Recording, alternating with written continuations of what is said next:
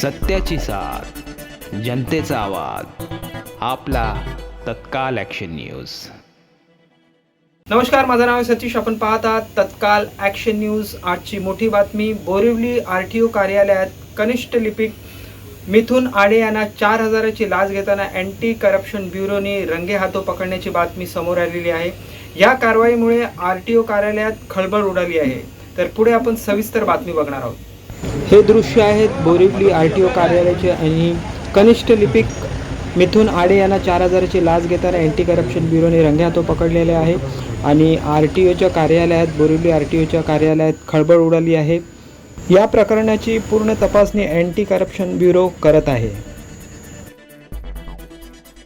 सत्याची साथ, जनतेचा आवाज, आपला तत्काल ॲक्शन न्यूज.